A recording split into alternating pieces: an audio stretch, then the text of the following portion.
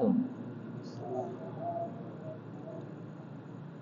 نحمده ونصلي على رسوله الكريم أما بعد فأعوذ بالله من الشيطان الرجيم وما آتاكم الرسول فخذوه وما نهاكم عنه فانتهوا সমস্ত প্রশংসা সমস্ত গুণগান সেই মহান রব্বুল আলামিনের জন্য যিনি আজকের এই শনিবারের দার্সে এই আল উজাইমি কোম্পানির এই মসজিদে উপস্থিত হওয়ার তৌফিক দান করেছেন সেই মহান রব্বুল আলামিনের দরগাহে জানাই লাখো কোটি সুজুদ ও শুকরিয়া আলহামদুলিল্লাহ। দুরুদ ও সালাম বর্ষিত হোক মানবতার মুক্তির দূত মুহাম্মদ সাল্লাল্লাহু আলাইহি ওয়াসাল্লামের উপর। সম্মানিত উপস্থিতি, আমরা বিগত 3 সপ্তাহ যাবৎ বিদাত সম্পর্কে আলোচনা করেছি। বিদাতের সংজ্ঞা এবং বিদাতের প্রকারভেদ এবং বিদাত চিনার 4টি মূলনীতি গত সপ্তাহে আমরা আলোচনা করেছিলাম। আজকে বিদাত চিনার আরও 5টি মূলনীতি সম্পর্কে আলোচনা করব, যেই মূলনীতির মাধ্যমে আমরা বিদাত চিনতে পারব। কারণ বিদাত চিনাটা হলো জরুরি। কারণ রাসূল সাল্লাল্লাহু আলাইহি ওয়াসাল্লাম বলেছেন যে বিদাতকারীর তওবা কবুল হয় না। কারণ বিদাতকারী তওবা করে না, কারণ সে তো বিদাতটা করে সুন্নত মনে করে, এই কারণে সে তওবা করে না, এই কারণে তার তওবাও কবুল হয় না। তো এই কারণে আমাদের বিদাত চেনাটা আবশ্যক। তো এই যে সূত্রগুলি উল্লেখ করা হয়, এই সূত্রের মাধ্যমে আমরা বিদাত চিনতে পারব। আজকের প্রথম যে সূত্র সেটা হলো কুল্লু আমালিন লাম ইয়ামালহু রাসূল সাল্লাল্লাহু আলাইহি ওয়াসাল্লাম মা উজুদিল মুক্তাদা ওয়া ইনতিফাইল মানি' ফাফিলুহুল আন বিদআ। যে কাজগুলি রাসূল সাল্লাল্লাহু আলাইহি ওয়াসাল্লাম তার যুগে প্রয়োজন থাকা সত্ত্বেও করেন নাই, অথবা নিষেধের কোনো কারণ না থাকা সত্ত্বে তিনি ওই কাজটা করেন নাই, সেটাকে বিদআত বলা হয়। যে কাজের প্রয়োজনীয়তা থাকা সত্ত্বেও করেন নাই, যেমন ধরেন এখন আমাদের মধ্যে যে বিদআতটা প্রচলন আছে যে নিয়ত পাঠ করা, নামাজে দাঁড়ানোর পূর্বে নিয়ত পাঠ করা, নাওয়াইতু আন উসাল্লি আরবা রাকাত খালফাল ইমাম, এই জাতীয় কথা যেটা বলা হয়, এই কথাটা এটা কি আপনি কেন করতেছেন? আপনি মনে করতেছেন যে এটা নিয়ত পাঠ করার অন্তর্ভুক্ত, যে নিয়ত সম্পর্কে রাসূল সাল্লাল্লাহু আলাইহি ওয়াসাল্লাম বলেছেন ইন্নামাল আমালু বিন্নিয়াত, নিশ্চয়ই আমল নির্ভরশীল নিয়তের উপর, নিয়ত ব্যতীত নামাজ হবে না, অন্যান্য কোনো ইবাদত কবুল হবে না। তো আপনি মনে করতেছেন যে এই মুখে উচ্চারণ করাটা হলো নিয়ত। তো আপনার এই যে ধারণা যে নিয়তটা হলো মুখে উচ্চারণ করা, এই ধারণাটা বা এই প্রয়োজনীয়তাটা কি রাসূল সাল্লাল্লাহু আলাইহি ওয়াসাল্লামের যুগে ছিল না? ছিল। এই প্রয়োজনীয়তা থাকা সত্ত্বেও কেন রাসূল সাল্লাল্লাহু আলাইহি ওয়াসাল্লাম পরিহার করেছেন? তো যেই কাজের প্রয়োজনীয়তা থাকা সত্ত্বে রাসূল সাল্লাল্লাহু আলাইহি ওয়াসাল্লাম বর্জন করেছেন, সেটা এই যুগে করা বিদআত। যেমন রাসূল সাল্লাল্লাহু আলাইহি ওয়াসাল্লামের জন্মবার্ষিকী পালন করা হয়। কেন পালন করা হয়? তারা হয়তো বলবে জন্মবার্ষিকীতে রাসূল সাল্লাল্লাহু আলাইহি ওয়াসাল্লামের জীবনী স্মরণ করে দেওয়া হয়, রাসূল সাল্লাল্লাহু আলাইহি ওয়াসাল্লামের উপর দুরূদ পাঠ করা হয়। তো এটা তো সওয়াবের কাজ। তো এই যে সওয়াবের কাজের কথা বললেন, এই যে প্রয়োজনীয়তার কথা আপনি বললেন, এই প্রয়োজনীয়তা কি রাসূল সাল্লাল্লাহু আলাইহি ওয়াসাল্লামের যুগে ছিল না? ছিল। সাহাবাদের যুগে কি ছিল না? ছিল। তো সাহাবাগণ রাসূল সাল্লাল্লাহু আলাইহি ওয়াসাল্লাম কেন পরিহার করেছেন? এই কারণে এটা বিদআত। তাহলে রাসূল সাল্লাল্লাহু আলাইহি ওয়াসাল্লাম সাহাবাগণ যেই কাজের প্রয়োজনীয়তা থাকা সত্ত্বেও তারা পরিহার করেছেন, আমল করেন নাই, সেই আমলটা এই যুগে করা হলো বিদআত। এটা হলো আমাদের এই সূত্রের প্রথম অংশ। আর দ্বিতীয় অংশ হলো ওয়া ইনতিফাইল মানে, নিষেধ করার কোনো কারণ না থাকা সত্ত্বে যদি না করে থাকেন, অর্থাৎ নিষেধ হওয়ার কিছু কারণ থাকে। যেমন রাসূল সাল্লাল্লাহু আলাইহি ওয়াসাল্লাম কিছু আমল পরিহার করেছিলেন ফরজ হওয়ার আশঙ্কায়। যেমন তারাবির সালাত জামাতে আদায় করা, রাসূল সাল্লাল্লাহু আলাইহি ওয়াসাল্লাম মাত্র 3 দিন তারাবির সালাত জামাতে আদায় করেছেন। বাকি দিনগুলিতে কেন আদায় করেন নাই? খাশিতু আন তুফরাদা আলাইকুম, আমি আশঙ্কা করেছি যে তোমাদের উপর আমি যদি এইভাবে তোমাদেরকে নিয়ে জামাতে আদায় করি, আল্লাহ তাআলা তোমাদের উপর ফরজ করে দিতে পারেন, এটা তোমাদের জন্য কঠিন হবে। এই কারণে আমি প্রতিদিন তারাবির সালাত জামাতে আদায় করি নাই। তো রাসূল সাল্লাল্লাহু আলাইহি ওয়াসাল্লাম এখানে যে জামাতে আদায় করাটা পরিহার করেছেন, এটার একটা কারণ আছে। তো তাহলে আমরা এই সূত্রের প্রথম অংশে জানলাম, যদি প্রয়োজনীয়তা থাকে রাসূল সাল্লাল্লাহু আলাইহি সাল্লামের যুগে, আর সেটা যদি তিনি না করেন, সাহাবাগণ না করেন, তাহলে এই যুগে করাটা বিদআত। অনুরূপভাবে দ্বিতীয় অংশ হলো যে নিষেধের যদি কোনো কারণ থাকে, নিষেধের কারণ ছিল, সেই কারণে রাসূল সাল্লাল্লাহু আলাইহি সাল্লাম সেটা পরিহার করেছে, তাহলে সেটা বিদআত হবে না, সেটা সুন্নত। যেমন ওমর রাদিয়াল্লাহু আনহু কি করলেন, তারাবির নামাজ উবাই বিন কাব রাদিয়াল্লাহু আনহুর আন্ডারে আদায় করার নির্দেশ দিলেন। তখন সাহাবাগণ এবং তাবেঈগণ তারা উবাই বিন কাব রাদিয়াল্লাহু আনহুর অধীনে রমজান মাসে তারাবির নামাজ আদায় করতেন জামাতে, অর্থাৎ পুরা 30 দিন 29 দিন পুরাটাই তারা জামাতে আদায় করতেন। এটা বিদআত হবে না কেন? কারণ রাসূল সাল্লাল্লাহু আলাইহি সাল্লাম আদায় না করার পিছনে কারণ ছিল, সেটা হলো ফরজ হওয়া। সেই কারণ যেহেতু রাসূল সাল্লাল্লাহু আলাইহি সাল্লাম মারা যাওয়ার পরে উঠে গেছে, যেহেতু নতুন কোনো বিধান আর আসবে না, তিনি মারা যাওয়ার পর কোনো কিছু আর ফরজ হবে না, কোনো সাহাবাদের কাছে ওহী আসবে না, এই কারণে সেই কারণটা উঠে গেছে। এই কারণে এখন এই করাটা হলো সুন্নত, বিদআত নয়। এরপর এই যে প্রথম অংশে আমরা জানলাম যে প্রয়োজনীয়তা থাকা সত্ত্বে তিনি করেন নাই, কিন্তু প্রয়োজন ছিল না, রাসূল সাল্লাল্লাহু আলাইহি সাল্লামের যুগে প্রয়োজন ছিল না, পরবর্তীতে প্রয়োজনীয়তা দেখা দিয়েছে, তাহলে সেটা করা বিদআত না। অর্থাৎ রাসূল সাল্লাল্লাহু আলাইহি সাল্লামের যুগে প্রয়োজন ছিল না, কিন্তু আমাদের যুগে বা পরবর্তী যুগে সেই প্রয়োজনীয়তা দেখা দিয়েছে, তখন ওইটা করা সুন্নত, ওইটা বিদআত না। যেমন জামাউল কোরআন, রাসূল সাল্লাল্লাহু আলাইহি ওয়াসাল্লামের যুগে পবিত্র কোরআন কিন্তু পাণ্ডুলিপি আকারে, এরকম বই আকারে, কিতাব আকারে লেখা হয় নাই। রাসূল সাল্লাল্লাহু আলাইহি ওয়াসাল্লামের যুগে কোরআনটা ছিল খেজুর গাছের যে ডগা আছে, এই খেজুর গাছের ডগাতে লেখা ছিল, এরপর যে হাড্ডি আছে এই হাড্ডিতে লেখা ছিল, এরপর যে চামড়া আছে এই চামড়াতে লেখা ছিল।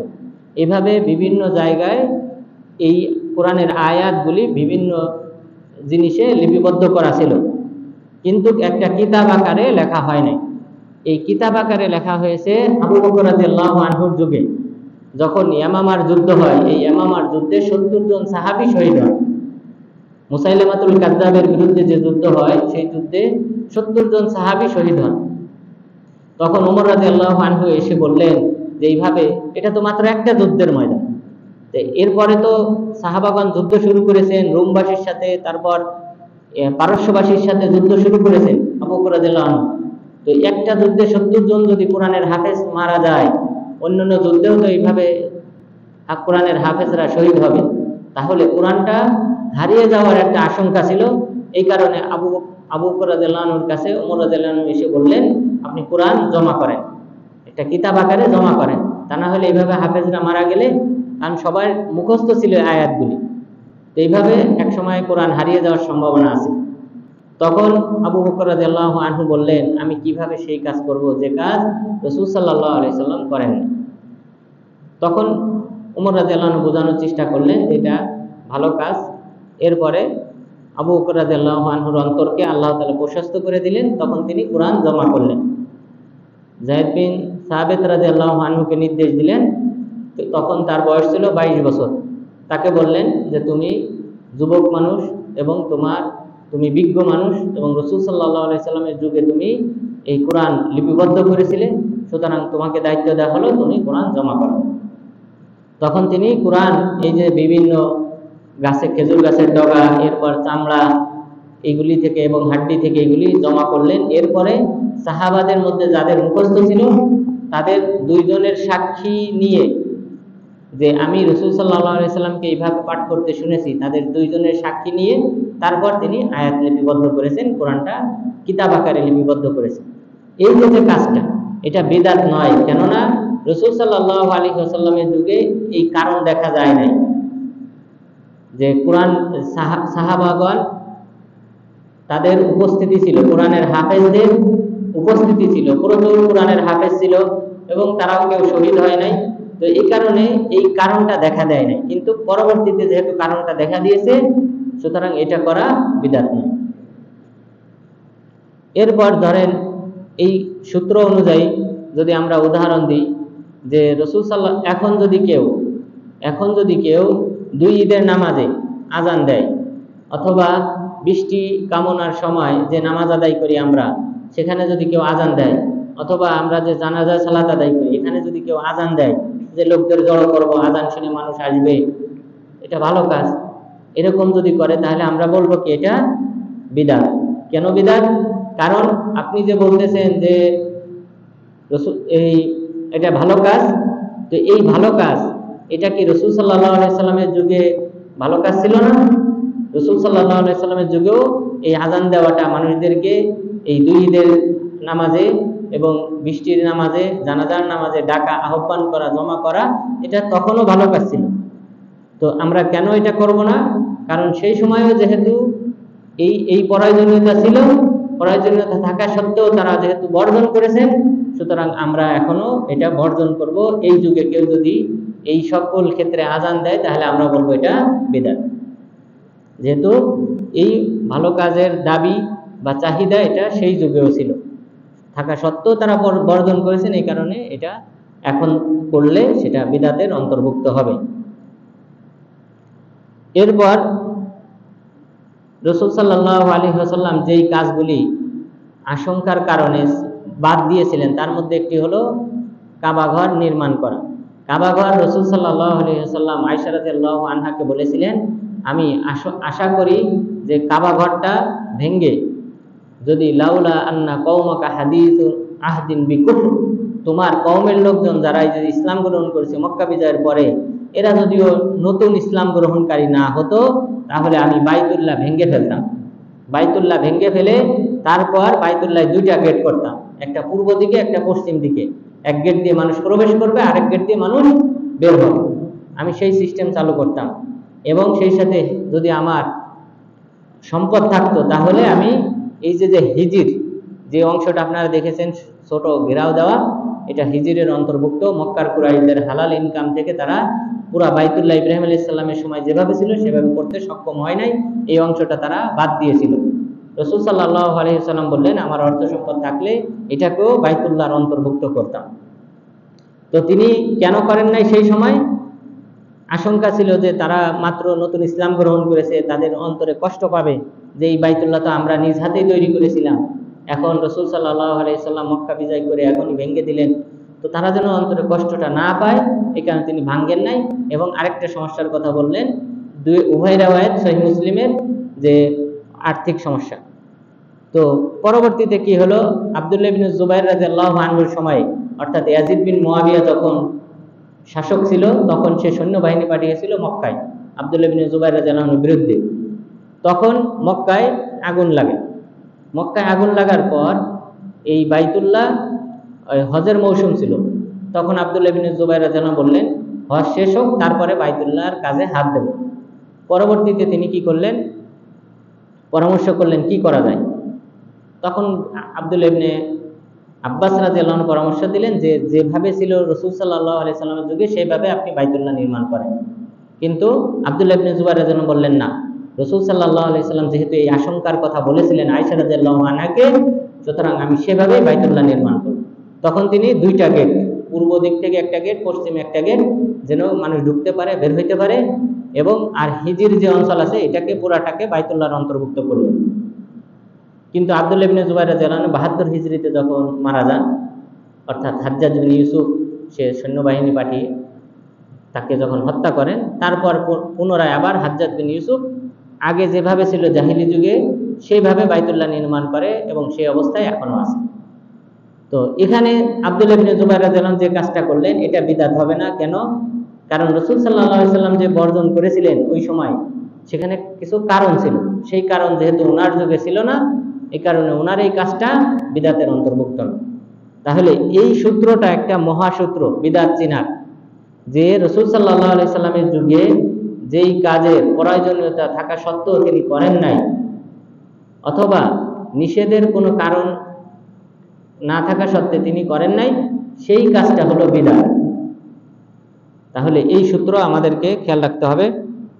এরপর দ্বিতীয় যে সূত্র সেটা হলো কুল্লু মা ইউনাকিদু শার'আ ফাহুয়া বিদআত, যে শরীয়তের বিপরীত যে সকল কার্যক্রম রয়েছে সেগুলি বিদআত। শরীয়তের কার্যক্রমের বিপরীত কাজ। যেমন ধরেন, স্ত্রীকে যদি কেউ তালাক দিতে চায়, তালাক দিতে হবে তুহুরে, অর্থাৎ পবিত্র অবস্থায়, মাসিক শেষ হওয়ার পর। কিন্তু কেউ যদি এই মাসিক চলাকালীন সময় তালাক দেয়, তাহলে এটা কি হবে? বিদআতি তালাক, যেহেতু সে কোরআন এবং হাদিসের বিপরীত আমল করবে। তাহলে কোরআন এবং হাদিসের বিপরীত আমল যদি কেউ করে, তাহলে সেটা বিদআত হবে। তার উদাহরণ হলো যে স্ত্রীকে মাসিক চলাকালীন সময়ে তালাক দেওয়া। এরপর আরেকটি উদাহরণ যেটা হলো, এটা বাস্তবিক, যে রাসূল সাল্লাল্লাহু আলাইহি ওয়াসাল্লাম বলেছেন, মান সাদ্দা ফুরজা রাফা আল্লাহু বিহা দারাজা ওয়া বানা লাহু বাইতান ফিল জান্নাহ। যে ব্যক্তি নামাজে দাঁড়ানোর সময় কাতারের ফাঁকা জায়গা বন্ধ করলো, আল্লাহ তাআলা তার মর্যাদা বৃদ্ধি করে দেবেন এবং জান্নাতে তার জন্য একটা ঘর নির্মাণ করবেন। কিন্তু এখন আমরা যেটা করি, পায়ের সাথে পা মিলানো হয় না। এটা হলো মুখালাফাতুল শারঈল্লাহ, আল্লাহর বিধানের বিপরীত কাজ, এটা বিদআত।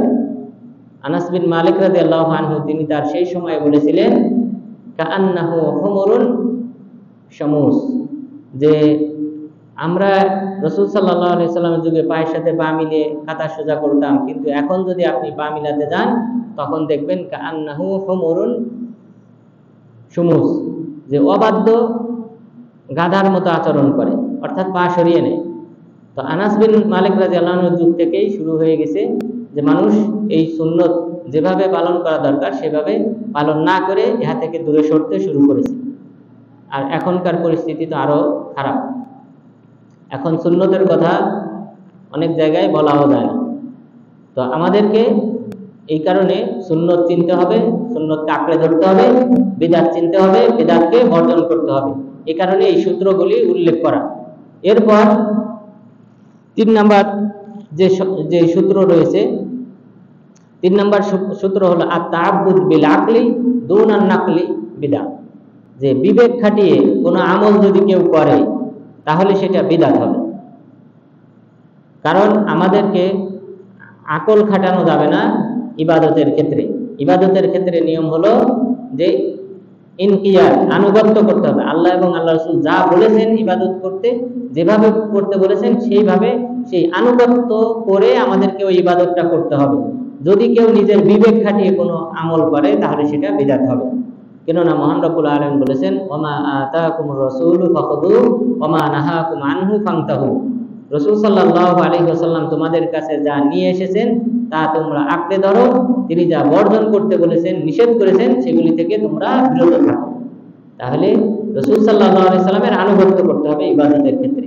কোনো প্রকার নিজস্ব মতাদর্শের মাধ্যমে কোনো কিছু আবিষ্কার করা যাবে না। এছাড়াও আলী বিন আবি তালিব রাদিয়াল্লাহু আনহু বলেছেন, লাউ কানা আদ-দীনু বির-রায় লাকানা আসফালুল খুফি আওলা বিল মাসহি মিন আলা, যে যদি বিবেকের উপর ধর্ম প্রতিষ্ঠিত হতো, তাহলে মোজার নিচে মাসহ করাটা উত্তম হতো উপরে মাসহ করার চেয়ে।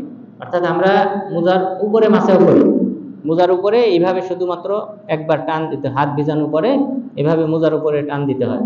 তো এইভাবে মাসহ করতে হয়। আলী রাদিয়াল্লাহু আনহু বললেন, যদি ধর্মটা বিবেকের উপর প্রতিষ্ঠিত হতো, তাহলে, কারণ ময়লা লাগে কোথায়? পায়ের নিচে না উপরে? নিচে। তাহলে ময়লা যদি নিচে লাগে, তাহলে মাসহ করতে হতো নিচে। কিন্তু ইসলাম বিবেকের উপর না, আকলের উপর না, বরং ইসলাম আনুগত্যের উপর। আল্লাহ এবং আল্লাহ রাসূল যেভাবে বলেছেন সেইভাবে আনুগত্য করার মাধ্যমে আমল করার নাম হলো ইবাদত। তাহলে আলী রাদিয়াল্লাহু আনহু এই কথা বললেন, বিবেকের উপর কোনো প্রকার আমল করা যাবে না। এরপর ওমর ইবনুল খাত্তাব রাদিয়াল্লাহু আনহু তিনি বলেছেন, ইয়াকুম ওয়া আসহাবার রায় ফা ইন্নাহুম আ'দাউদ্দিন, তোমাদেরকে আমি সতর্ক করতেছি যারা নিজেদের মতাদর্শ অনুযায়ী আমল করে, কেননা তারা হলো ধর্মের শত্রু, তারা হলো ধর্মীয় শত্রু। সুতরাং তোমরা তাদেরকে বর্জন করো। তাহলে কোনো প্রকার আমল বা ইবাদত, এটা কোনো প্রকার নিজের বিবেক খাটিয়ে ভালো, যে আমার বিবেক বলে যে এটা ভালো, এরকম চলবে না, বরং আমাদেরকে আল্লাহ এবং আল্লাহ রাসূল যেভাবে বলেছেন সেভাবে আনুগত্য করতে হবে। কেউ যদি বিবেক খাটিয়ে বলে যে ফজরের নামাজ আমরা ঘুম থেকে উঠি, ওই সময় আমরা সবাই সতেজ থাকি, এই সময় কেন আমরা 2 রাকাত পড়ব? এই সময় আমরা 4 রাকাত পড়বো, আর জোহরের সময় সারাদিন কষ্ট করার পর আমরা ক্লান্ত থাকি, ওই সময় 2 রাকাত পড়বো, কারণ এটাই আমাদের বিবেক বলে। তাহলে চলবে না এখানে, তাহলে এটা হবে বিদআত। বিবেকের উপর নির্ভর করে কোনো আমল করা যাবে না, বরং আমাদেরকে আমল করতে হবে আনুগত্যের উপর। রাসূল সাল্লাল্লাহু আলাইহি ওয়াসাল্লাম যেহেতু ফজরের সময় 2 রাকাত আদায় করেছেন, জোহরের সময় 4 রাকাত আদায় করেছেন, আমাদেরকেও সেইভাবে আনুগত্য করতে হবে। কোনো প্রকার নিজেদের বিবেককে প্রাধান্য দেওয়া যাবে না। এরপর আমাদের চতুর্থ যে পয়েন্ট, চতুর্থ যে সূত্র, মূলনীতি, সেটা হলো মুখালাফাতু কওয়াইদুত তাইসির বিদআ। যে সকল মূলনীতি, সহজকরণের মূলনীতি রয়েছে, সেই সকল মূলনীতির বিরোধিতা করা বিদআত। অর্থাৎ কোরআন এবং হাদিসে যে সকল বিধিবিধানকে সহজভাবে পেশ করা হয়েছে মানুষের সামনে, সেটাকে নিজের উপর কঠোর করে নেওয়া বিদআত। যেমন ধরেন, মহান রব্বুল আলামিন বলেছেন, ইউরিদুল্লাহু বিকুমুল ইসরা ওয়া লা ইউরিদু বিকুমুল উসরা। আল্লাহ তাআলা তোমাদের উপর সহজ করতে চান, তোমাদের উপর কঠিন করতে চান না। আনাস বিন মালিক রাদিয়াল্লাহু আনহু তিনি বলেন, জা সালাসাতুম মিন রাহাত, 3 ব্যক্তি আসলেন রাসূল সাল্লাল্লাহু আলাইহি সাল্লামের কাছে। আসার পর তাকে না পেয়ে তার স্ত্রীদের কাছে গিয়ে তারা জিজ্ঞাসা করলেন রাসূল সাল্লাল্লাহু আলাইহি ওয়াসাল্লামের দৈনন্দিন আমল কি। যখন তাদেরকে জানানো হলো, তখন তারা বলল, যার পূর্বের এবং পরের সমস্ত গুনাহ ক্ষমা করে দেওয়া হয়েছে, তিনি যদি এত আমল করেন তাহলে আমাদেরও আরো বেশি আমল করা দরকার। তখন তারা বলল, একজন বলল যে উসাল্লি বিল্লাইল ওয়ালা আরকুদ, আমি রাতে সালাত আদায় করব, তাহাজ্জুদের সালাত আদায় করব, ঘুমাবো না। আরেকজন বলল আসুমুন নাহার আবাদাদ দাহার, আমি দিনে সর্বদা সিয়াম পালন করব। আরেকজন বলল আতাজিলুন নিসা ওয়ালা আতাজাওয়াজ, আমি মহিলাদের থেকে দূরে থাকব, বিবাহ করব না। রাসূল সাল্লাল্লাহু আলাইহি ওয়াসাল্লাম আসলেন। আসার পর জিজ্ঞাসা করলেন, তোমরা কি এই কথা বলেছো? তারা বললেন, হ্যাঁ বলেছি। রাসূল সাল্লাল্লাহু আলাইহি ওয়াসাল্লাম বললেন যে ওয়ালাকিন্নী আতকাকুম, আমি হলাম তোমাদের মধ্যে সবচেয়ে আল্লাহওয়ালা ব্যক্তি। এরপরে আমি কি করি? ইন্নী উসাল্লি ওয়া আরকুদ, আমি নামাজ আদায় করি, তাহাজ্জুদের সালাত আদায় করি, ঘুমাই। এবং এরপরে বললেন ওয়া আসুমু ওয়া উফতির, সিয়াম কিছুদিন পালন করি, আবার কিছুদিন সিয়াম ভঙ্গ করি, সব দিন সারা বছর সিয়াম পালন করি না। এরপরে বললেন যে ওয়া আতাজাওয়াজুন নিসা, আমি বিবাহ করেছি। সুতরাং ফামান রাগিবা আন সুন্নতি ফালাইসা মিন্নি, যে আমার সুন্নাত থেকে দূরে সরে গেল, সে আমার উম্মতের অন্তর্ভুক্ত নয়। এই 3 ব্যক্তি কি করেছে? তাদের অপরাধটা কি ছিল? তাদের উদ্দেশ্য ছিল ভালো, বেশি আমল করা, যে সারা বছর সে নফল সিয়াম পালন করবে, আরেকজন সারা বছর সারা রাত্রি জেগে তাহাজ্জুদের সালাত আদায় করবে, আরেকজন তিনি বৈরাগ্যবান তথা বিবাহ না করে আল্লাহ তাআলার ইবাদতে সে তার জীবন পার করবে। এটা তো ভালো উদ্দেশ্য, কিন্তু ভালো উদ্দেশ্য হলেও যে সহজকরণ, ইসলামে যে সহজকরণ করা হয়েছে, সেই সহজকরণের বিরোধিতা করাটা হলো বিদআত। তো ইসলামে যেহেতু সহজ করা হয়েছে, যে তাহাজ্জুদ আদায় করতে বলা হয়েছে, আবার ঘুমাইতে বলা হয়েছে, ওয়াতু কুল্লাযী হাক্কিন হাক্কা, যে তোমাদের চোখের হক আছে, শরীরের হক আছে, এরপর তোমাদের স্ত্রীদের হক আছে, তোমাদের নিকটাত্মীয়দের হক আছে, প্রতিবেশীদের হক আছে, সবাইকে তার হক যথাযথভাবে আদায় করতে হবে। সুতরাং শুধুমাত্র আপনি নিজের জীবনকে বিলিয়ে দেবেন, স্ত্রীদের কাছে যাবেন না, তা হবে না, বরং সবার হক যথাযথভাবে আদায় করতে বলা হয়েছে। তাহলে যদি কোনো ব্যক্তি নিজের উপর কঠিন করে নেয় সহজকে, যে ইসলামে যেটা সহজ করা হয়েছে সেটাকে যদি নিজের উপর কঠিন করে নেয়, তাহলে সেটা হবে বিদআত। এরপর আরো উদাহরণ রয়েছে। আনাস বিন মালিক রাদিয়াল্লাহু আনহু তিনি বলেন যে রাসূল সাল্লাল্লাহু আলাইহি ওয়াসাল্লাম এক ব্যক্তিকে দেখলেন, আন্না শাইখান ইয়ামশি বাইনা ইবনাইহি মুতাওয়াক্কিয়া, যে সে তার 2 ছেলের কাঁধে ভর করে চলতেছে, হাঁটতেছে, পায়ে হাঁটতেছে, 2 ছেলের কাঁধে ভর করে। রাসূল সাল্লাল্লাহু আলাইহি ওয়াসাল্লাম জিজ্ঞাসা করলেন তার কি হয়েছে? তখন তার ছেলেরা বললেন যে আল্লাহ রাসূল তিনি মানত মেনেছেন, কাবা ঘরে যাবেন, বাইতুল্লাহ যাবেন পায়ে হেঁটে, বাইতুল্লাহ যাবেন পায়ে হেঁটে, মদিনা থেকে পায়ে হেঁটে বাইতুল্লাহ যাবেন, অর্থাৎ তিনি সওয়ারির উপর চলবেন না, অথচ তিনি বৃদ্ধ, তিনি চলতে পারেন না। রাসূল সাল্লাল্লাহু আলাইহি ওয়াসাল্লাম তখন তাকে বললেন যে ইন্নাল্লাহা লা ইয়াসনাউ বিতা'যীবি হাযা নাফসাহু শাইআ, আল্লাহ তাআলা তাকে এই কষ্ট দিয়ে কি উপকার পাবেন? কোনো উপকার হবে না। সুতরাং তুমি কি করো, ইরকাব আইয়ুহাশ শাইখ ফা ইন্নাল্লাহা গানিয়্যুন আনকা ওয়া আন নাযরি, হে বৃদ্ধ ব্যক্তি তুমি সওয়ারির উপর চড়ো, কেননা আল্লাহ তাআলা তোমার এই যে মানত মেনেছো এবং তুমি যে পায়ে হেঁটে যেতে চাও, উভয়টা থেকে আল্লাহ তাআলা মুখাপেক্ষীহীন। তোমার এই পায়ে হেঁটে যাওয়ার মুখাপেক্ষী নন আল্লাহ তাআলা, বরং তোমাকে জন্য সহজ করা হয়েছে। কেউ পায়ে হেঁটে গেলে যেতে পারে, কেউ যদি সওয়ারির উপর চলে যেতে চায় যেতে পারে, তাহলে তুমি সওয়ারির উপর চলে যাও।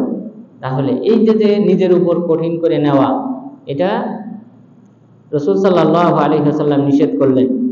উকবাত ইবনে আমির রাদিয়াল্লাহু আনহু, এই উভয় হাদিসগুলি সব সহিহ বুখারী মুসলিমে। উকবাত ইবনে আমির রাদিয়াল্লাহু আনহু তিনি বলেন, আমার বোন তার নাম ছিল উম্মে হিব্বান বিনতে আমির। উম্মে হিব্বান বিনতে আমির সে মানত মেনেছে বাইতুল্লাহ হজ করবে পায়ে হেঁটে, অথচ সে লা তুতিক, তার সাধ্য নাই পায়ে হেঁটে যাওয়ার। রাসূল সাল্লাল্লাহু আলাইহি ওয়াসাল্লামের কাছে আমাকে জিজ্ঞাসা করতে বললেন এটার ফতোয়া কি। রাসূল সাল্লাল্লাহু আলাইহি ওয়াসাল্লাম তখন এই সাহাবী উকবাত ইবনে আমিরকে বললেন, লিতামশি ওয়াল তারকাব, যে তোমার বোন সে যদি পায়ে হেঁটে যেতে চায় যেতে পারে, আর সওয়ারির উপর চড়ে যেতে চায় তাহলে যেতে পারে। তবে জেনে রেখো যে ইন্নাল্লাহা লা ইয়াসনাউ বিমাশি উখতিকা ইলাল বাইতি শাইআ, তোমার বোন পায়ে হেঁটে যাক এটা দিয়ে আল্লাহ তাআলার কোনো উপকার হবে না, বরং মুরহা ফাল তারকাব ওয়াল তাখতামিল, তুমি তোমার বোনকে নির্দেশ দাও সেজন্য সওয়ারির উপর চড়ে বাইতুল্লাহ হজ করো। সুতরাং এখনো দেখবেন অনেক ব্যক্তি আছে যে হজ পায়ে হেঁটে বিভিন্ন দেশ থেকে দূর দূরান্ত থেকে নিয়ত করে পায়ে হেঁটে বাইতুল্লাহ হজ করবে। এটা হতে পারে বর্তমান যুগে যেটা হয়, এটা লোক দেখানোর জন্য, যে আমি পায়ে হেঁটে এত দূর থেকে ৬,০০০ কিলোমিটার, ৫,০০০ কিলোমিটার, ৩,০০০ কিলোমিটার পায়ে হেঁটে এসে হজ করেছে। এটাতে শুধুমাত্র গর্ব অহংকার করা অন্য মানুষের উপর, এছাড়া লৌকিকতা ছাড়া অন্য কিছু নয়। বরং এখন যেহেতু সহজকরণ আল্লাহ তাআলা করেছেন, বিমানের মাধ্যমে আমরা ৬,০০০ কিলোমিটার মাত্র ৬ ঘন্টায় পাড়ি দিতে পারি। সুতরাং এই সহজ পদ্ধতি গ্রহণ করা উচিত। আর যদি কেউ নিজের উপর এরকম কঠিন করে নেয় তাহলে এটা বিদআতের অন্তর্ভুক্ত হবে। সুতরাং আমাদেরকে এটা পরিহার করতে হবে। এরপর আরো উদাহরণ দেওয়া যায় এই পয়েন্টের উপর। যেমন কোনো ব্যক্তি যদি কঙ্কর নিক্ষেপ করা, কঙ্কর হলো যেটা আঙ্গুল দিয়ে নিক্ষেপ করা যায় এমন কঙ্কর, এখন কেউ যদি বড় বড় 7টা পাথর নিক্ষেপ করে তাহলে এটা কি হবে? রাসূল সাল্লাল্লাহু আলাইহি সাল্লামের যে সহজ করেছেন, সহজ ছোট কঙ্কর নিক্ষেপ করা, সেটাকে কঠিন করে নেওয়ার কারণে এটা বিদআতের অন্তর্ভুক্ত হবে, আমাদেরকে পরিহার করতে হবে। অথবা পাথর ছোট কঙ্কর নিক্ষেপ করতে বলা হয়েছে, অনেকে নিজের পায়ের জুতা নিক্ষেপ করে, মনে করে যে এখানে কি আছে, শয়তান আছে। এখানে শয়তান নেই। ইতিহাস হলো যে ইব্রাহিম আলাইহিস সালাম তিনি কি করতেছিলেন, তিনি এই যখন হজ করতেছিলেন, হজ করার সময় যখন জামরাতুল কুবরাতে আসলেন তখন শয়তান তাকে বাধা দেওয়ার চেষ্টা করে। তখন ইব্রাহিম আলাইহিস সালাম কি করলেন, এই শয়তানকে কঙ্কর নিক্ষেপ করলেন, 7টি কঙ্কর নিক্ষেপ করলেন, হাত্তা সাফা ফিল আরদ, সে মাটিতে লুটে পড়লো এবং সে চিৎকার করলো। এরপর কিছু দূর যাওয়ার পর দ্বিতীয়বার আবার বাধা দেওয়ার চেষ্টা করলো, ওয়াসওয়াসা দেওয়ার চেষ্টা করলো। তখন আবার ইব্রাহিম আলাইহিস সালাম 7টি কঙ্কর নিক্ষেপ করলেন। এরপর পরে আবার তৃতীয়বার আবার বাধা দেওয়ার চেষ্টা করলো, তখনও 7টি কঙ্কর নিক্ষেপ করলেন এবং শয়তান সে আহত হলো এবং চিৎকার করলো। তো এটা হলো ইতিহাস। তো এর অর্থ এই নয় এখানে শয়তান আছে, আপনি জুতা মারলে সেই শয়তানের গায়ে লাগবে, বিষয়টা এমন না। বরং আমরা এটা আনুগত্য, রাসূল সাল্লাল্লাহু আলাইহি ওয়াসাল্লাম যেহেতু এখানে কঙ্কর নিক্ষেপ করেছেন, আমরাও কঙ্কর নিক্ষেপ করি, এটা আনুগত্য হিসেবে। সুতরাং আনুগত্য যেহেতু আমাদের মূল উদ্দেশ্য, তাহলে আমাদেরকে ছোট কঙ্করই নিক্ষেপ করতে হবে। বড় কোনো কঙ্কর অথবা আপেল অন্য কোনো ফলমূল নিয়ে নিক্ষেপ করা অথবা পায়ের জুতা খুলে নিক্ষেপ করা ইত্যাদি থেকে বিরত থাকতে হবে। এরপর পায়ে হেঁটে যারা হজ করতে আসে দূর দূরান্ত থেকে, অর্থাৎ লোক দেখানোর জন্য, এবং সেটা ভিডিও আকারে আপলোড করে কখন কোন দেশে পৌঁছাইছে, এটা লোক দেখানোটাই সম্ভাবনাই বেশি, অর্থাৎ এখানে কোনো ইখলাস নেই, এবং সুতরাং আমাদেরকে এটা থেকে দূরে থাকতে হবে। এরপর পরবর্তী যে সূত্র, 5 নম্বর সূত্র, এটাই আমাদের সর্বশেষ সূত্র, সেটা হলো তাখসিসুল আম, যে একটা ব্যাপক হুকুম বিশিষ্ট বিষয়, একটা সার্বজনীন বিষয়কে খাস করে নেওয়া, ব্যক্তিগত করে নেওয়া। তো সার্বজনীন বিষয় হুকুম একটা আসছে আমভাবে, সার্বজনীন ভাবে, কিন্তু সেটাকে খাস করে নেওয়া, বিশেষ কোনো পদ্ধতিতে খাস আবশ্যক করে নেওয়া, এটা হলো বিদআতের অন্তর্ভুক্ত। যেমন ধরেন কবর জিয়ারত, রাসূল সাল্লাল্লাহু আলাইহি ওয়াসাল্লাম বলেছেন, ওয়াদ নাহাইতুকুম আন জিয়ারাতিল কুবুর ফাজুরুহা, আমি তোমাদেরকে কবর জিয়ারত থেকে নিষেধ করেছিলাম, কিন্তু এখন তোমরা জিয়ারত করো। তো রাসূল সাল্লাল্লাহু আলাইহি সাল্লাম যে কথাটা বললেন, আমি নিষেধ করেছিলাম, এখন কবর জিয়ারত করতে পারো। তো কবর জিয়ারত করাটা তাহলে কি আম, যে সার্বজনীন, যে কোনো ব্যক্তি যে কোনো সময় করতে পারে। কিন্তু এটাকে যদি কোনো ব্যক্তি খাস করে নেয় যে প্রত্যেক শুক্রবারে জুমার নামাজের পরে কবর জিয়ারত করে, অথবা প্রতি বছর 2 ঈদের নামাজের পরে কবর জিয়ারত করে, তো এই যে খাস করে নেওয়া, এটা হলো বিদআত। তাহলে এটা থেকে আমাদেরকে দূরে থাকতে হবে। অর্থাৎ আপনি যে কোনো সময়ে আপনার সহজ হয় সেই সময় আপনি কবর জিয়ারত করবেন। কিন্তু যদি একটা নির্দিষ্ট সপ্তাহে একটা দিন, মাসে একটা দিন, অথবা বছরে একটা দিন নির্ধারণ করে নেওয়া হয়, তাহলে সেটা বিদআত হবে, সেটা পরিহার করতে হবে। এরপর আরেকটা হলো তাকয়ীদুল মুতলাক, একটা উন্মুক্ত বিষয় রয়েছে, সেই বিষয়টাকে আরো সীমাবদ্ধ করে নেওয়া, এটাও বিদআত, অথবা এর বিপরীত। মহান রব্বুল আলামিন বলেছেন, ইন্নামা হাররামা আলাইকুমুল মাইতাতা ওয়াদ দামা ওয়া লাহমাল খিনজির, আল্লাহ তাআলা তোমাদের জন্য মৃত প্রাণী হারাম করেছেন, শূকরের গোশত হারাম করেছেন, এবং রক্ত, অর্থাৎ যে রক্তটা তীর বেগে ছোটে সেই রক্তটাও তোমাদের জন্য হারাম করা হয়েছে। এখন এখানে বলা হয়েছে মৃত প্রাণীর মধ্য থেকে, এটা হলো কিসের সাথে সম্পর্কিত? স্থলভাগের মৃত প্রাণী হারাম, কিন্তু জলজ যে মৃত প্রাণী আছে তথা মাছ, সেটা হলো হালাল, যেটা খাস করা হয়েছে রাসূল সাল্লাল্লাহু আলাইহি ওয়াসাল্লামের হাদিসের মাধ্যমে, যে ওহিল্লাত লাকুম মাইতাতান ওয়া দামান, তোমাদের জন্য 2টি মৃত প্রাণী হালাল করা হয়েছে, এবং 2টি রক্ত, 2 প্রকার রক্ত হালাল করা হয়েছে। এরপরে তিনি বললেন, আল হুদ ওয়াল জারাদ, মাছ, যে মাছটা সমুদ্রে আছে বা সাগরে আছে, পানিতে আছে, সেই মাছ মৃত হলেও তোমাদের জন্য খাওয়া হালাল। এরপরে বললেন জারাদ, টিড্ডি, ফড়িং, যেটা আপনারা দেখেন হারামে যেটা হয়, বৃষ্টি হলে প্রচুর হয়, তো এই টিড্ডি, এটা খাওয়াও হালাল। তো হাদিস, এটা মৃতটাও হালাল, অর্থাৎ জীবিতটা তো হালাল, মৃতটাও হালাল।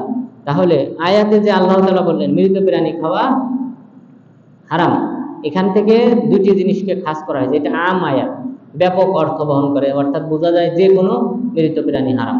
কিন্তু হাদিস থেকে বোঝা যায় যে কোনো না, বরং মাছ খাওয়া হালাল, এবং সেই সাথে ফড়িং তথা টিড্ডি খাওয়া হালাল।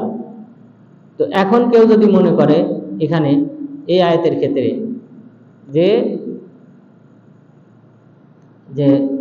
মাছ খাওয়াটাও যদি হারাম মনে করে, অর্থাৎ এই হাদিসে যে খাস করা হয়েছে এটাকে যদি না মানে, তাহলে এটাও বিদআতের অন্তর্ভুক্ত।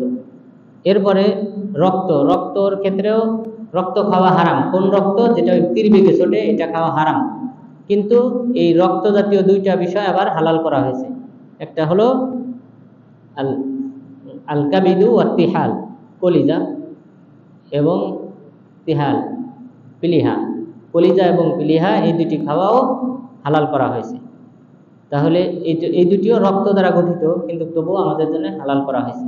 তাহলে এই যে আম বিষয়কে যে হাদিসে খাস করা হয়েছে, তো আমাদেরকে খাসই মানতে হবে, যে শুধুমাত্র এই 2 ক্ষেত্রে জায়েজ।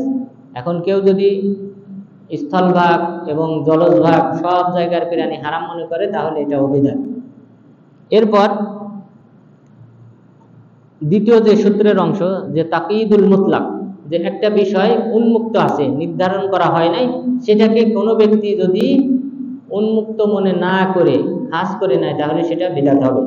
যেমন ধরেন মহান রব্বুল আলামিন বলেছেন, ওয়াসসারিকু ওয়াসসারিকাতু ফাকতাউ আইদিয়াহুমা, চোর এবং চোরনি, যে সকল নর নারী চুরি করে তাদের হাত কেটে দাও। হাত বলতে পুরা হাত বোঝায়, এই কাত পর্যন্ত, এটা পুরাটাকে হাত বোঝায়। কিন্তু আমরা জানি রাসূল সাল্লাল্লাহু আলাইহি ওয়াসাল্লাম, যে ফাতেমা যিনি চুরি করেছিলেন মক্কাতে, এবং তিনি ছিলেন কুরাইশ বংশের মধ্যে বানু মাখজুম গোত্রের, অর্থাৎ সম্ভ্রান্ত পরিবারে। তো তার হাত কাটা হয়েছিল কবজি পর্যন্ত, এবং পরবর্তীতে যারাই চুরি করেছে তাদের হাত এই কবজি পর্যন্ত কাটা হয়েছে। তো আয়াত যদিও উন্মুক্ত, কিন্তু হাদিস দ্বারা খাস করা হয়েছে। সুতরাং এখন কেউ যদি বলে যে না, কোরআনে উন্মুক্ত আছে, আমরা উন্মুক্ত ভাবে পুরো হাত কাটবো, তাহলে এটা বিদআতের অন্তর্ভুক্ত। এটা আজহারেকা গোত্র, আজহারেকা এরা হলো খাওয়ারিজদের একটা দল। নাফি বিন আজরক আল হানাফি, তিনি 65 হিজরিতে নিহত হয়েছেন। তো তিনি এবং তার অনুসারীরা তারা মনে করে যে হাত কাটতে হবে এই বাহু সহ, এটা বিদআত, যেহেতু হাদিসে খাস করা হয়েছে কবজি পর্যন্ত। এরপর যেমন ধরেন মুসাফা করা, মুসাফা করাটা হলো সুন্নত। কারোর সাথে দেখা হলে সালাম মুসাফা করা সুন্নত। রাসূল সাল্লাল্লাহু আলাইহি ওয়াসাল্লাম বলেছেন, মা মিন মুসলিমাইনি ইয়াতালাকিয়ান ফায়াতাসাফাহান ইল্লা গুফিরা লাহুমা ক্বাবলা আন ইয়াতাফাররাকা। দুইজন মুসলিমের সাথে সাক্ষাৎ হলে তারা যদি পরস্পরের সাথে মুসাফা করে, তারা বিচ্ছিন্ন হওয়ার পূর্বেই আল্লাহ তাআলা তাদের সগীরা গুনাহসমূহ ক্ষমা করে দেন। এটা বিরাট একটা ফজিলত। কিন্তু কেউ যদি এটাকে একটা নির্দিষ্ট সময় নির্ধারণ করে নেয়, যে দুই দিকে সালাম ফেরানোর পর, নামাজের পরে দুই দিকে সালাম ফেরানোর পরেই সে কি করে, পাশের জনের সাথে মুসাফা করে, ডানে বামে যারা আছে তাদের সাথে মুসাফা করে, এটাকে করাটাকে যদি কেউ সুন্নত মনে করে তাহলে এটা বিদআত। যেহেতু এই যে একটা সময়কে সে নির্ধারণ করে নিল, এটা উন্মুক্ত, যে কোনো সময় মুসাফা করা সুন্নত, কিন্তু সেটাকে যদি নির্ধারণ করে নেয় যে ফরজ নামাজের পরে ডান পাশে বাম পাশে যারা আছে এদের সাথে মুসাফা করাটা আবশ্যক, তাহলে তখন এটা বিদআত হবে। এরপর আরেকটি উদাহরণ, যেমন দুই হাত তুলে দোয়া করাটা দোয়া কবুল হওয়ার একটা কারণ। রাসূল সাল্লাল্লাহু আলাইহি ওয়াসাল্লাম বলেছেন, ইন্নাল্লাহা ইস্তাহি আইয়ারুদ্দাহুমা সিফরা। কেউ দুই হাত তুলে দোয়া করলে আল্লাহ তাআলা খালি হাতে ফিরিয়ে দিতে লজ্জাবোধ করে, অর্থাৎ তার দোয়া কবুল হয়। এখন কেউ যদি এটাকে নির্ধারণ করে নেয় যে প্রত্যেক ফরজ নামাজে পরে সে হাত তুলে দোয়া করবে, তাহলে এটা বিদআতের অন্তর্ভুক্ত। অথবা জামাতবদ্ধভাবে দোয়া করে, তাহলে এটা বিদআতের অন্তর্ভুক্ত। যেহেতু রাসূল সাল্লাল্লাহু আলাইহি ওয়াসাল্লাম কখনই জামাতবদ্ধভাবে সাহাবাদেরকে নিয়ে দোয়া করেন নাই, বিতরের নামাজ ব্যতীত। শুধুমাত্র বিতরের নামাজ আর সলাতুল ইস্তিসকা, বৃষ্টির নামাজের সময় শুধুমাত্র জামাতবদ্ধভাবে হাত তুলে দোয়া করেছেন। অন্য সময় তিনি একাকী হাত তুলে দোয়া করেছেন। তাহলে আমাদেরকে অনুরূপভাবে একাকী, জামাতবদ্ধ না করে একাকী করতে হবে। জামাতবদ্ধভাবে করলে তখন এটা বিদআতের অন্তর্ভুক্ত হবে। অনুরূপভাবে প্রত্যেক ফরজ নামাজে পরে হাত তুলে দোয়া করলে সেটাও বিদআতের অন্তর্ভুক্ত হবে। তাহলে আমরা এই ৫ম নাম্বার পয়েন্টে জানলাম যে একটা আম বিষয়কে যদি খাস করা হয়, বিশেষকরণ করা হয়, নির্দিষ্ট করে নেওয়া হয়, তখন সেটা বিদআতের অন্তর্ভুক্ত। তাহলে আজকের আলোচনায় আমরা 5টি সূত্র জানলাম, যে কাজগুলি রাসূল সাল্লাল্লাহু আলাইহি ওয়াসাল্লাম তার জামানায় করেন নাই, করার উপযুক্ত কারণ থাকা সত্ত্বেও, তাহলে সেটা যদি এই যুগে করা হয় তাহলে সেটা বিদআতের অন্তর্ভুক্ত। অথবা রাসূল সাল্লাল্লাহু আলাইহি ওয়াসাল্লাম যে কাজ পরিহার করেছেন কোনো কারণ ছাড়া, সেই কাজ এই যুগে করলে বিদআতের অন্তর্ভুক্ত। এরপর 2 নম্বর কারণ হিসেবে আমরা জানলাম যে শরীয়তের বিরোধিতা করে কোনো কাজ করলে সেটাও বিদআতের অন্তর্ভুক্ত, যেমন হায়েজ অবস্থায় তালাক দেওয়া। এরপর যদি কোনো ব্যক্তি নিজের বিবেককে প্রাধান্য দিয়ে কোনো আমল করে, তাহলে সেটা বিদআতের অন্তর্ভুক্ত হবে। এরপর সহজকরণ, ইসলামে যা সহজকরণ করা হয়েছে সেইগুলির বিরোধিতা করে নিজের উপর কোনো কিছু কঠোর করে নিলে সেটাও বিদআতের অন্তর্ভুক্ত হবে। এরপর 5 নম্বরে আমরা জানলাম যে কোনো একটা বিষয় উন্মুক্ত থাকলে সেটাকে নির্দিষ্ট করে বা ব্যক্তিগতকরণ করলে তখন সেটা বিদআত হবে। তাহলে আল্লাহ তাআলা আমাদের সবাইকে যেন এই বিদআত চেনার এবং সেই সাথে সুন্নাতগুলি আঁকড়ে ধরার তৌফিক দান করেন, এবং সেই সাথে আল্লাহ তাআলা এবং তার রাসূলের আনুগত্যের মাধ্যমে আল্লাহ তাআলার নৈকট্য অর্জন করার তৌফিক দান করেন। আমিন। আকুলু কওলি হাযা ওয়াস্তাগফিরুল্লাহ লি ওয়া লাকুম ওয়া লিসাইরিল মুসলিমিন।